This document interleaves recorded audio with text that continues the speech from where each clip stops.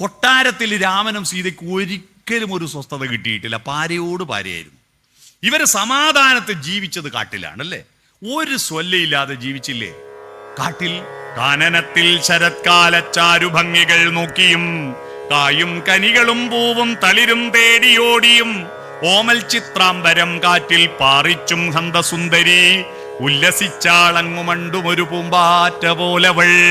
അങ്ങനെ നടന്നിരുന്ന ആ കാട്ടിൽ ശ്യാമനും സീതയ്ക്കും സമാധാനപരമായി ജീവിക്കാൻ കഴിഞ്ഞത് ലക്ഷ്മണന്റെ സാന്നിധ്യമുള്ളത് കൊണ്ടാണ്.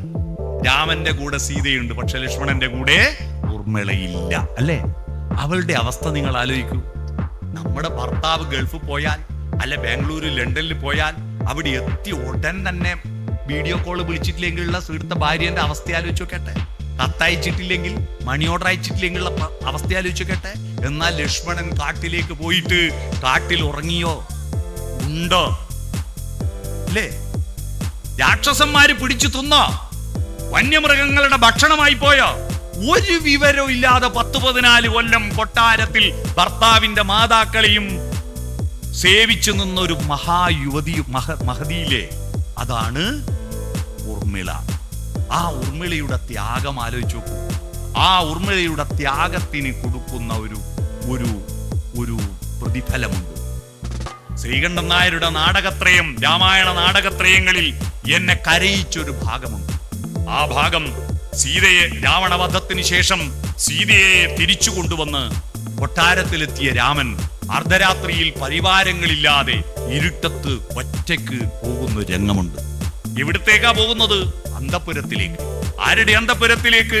സീതയുടെ അന്തഃപുരത്തിലേക്കല്ല, ലക്ഷ്മണന്റെ ഭാര്യാഗൃഹത്തിലേക്ക് പോവുക. എന്തിന്?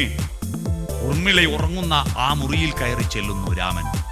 ഉറങ്ങുന്ന ഊർമിളയുടെ പാദങ്ങൾ തൊട്ടിട്ട് രാമൻ കണ്ണുനീർ വാർത്തുകൊണ്ട് പറയുന്നു, പ്രിയപ്പെട്ട അനുജത്തി, നീ അനുഭവിച്ച 14 വർഷത്തെ മഹാത്യാഗമാണ് എന്റെ ജീവിതത്തിന്റെ വിജയമെന്ന് പറഞ്ഞ് കരയുന്ന രാമനെ നിങ്ങൾ കണ്ടോ?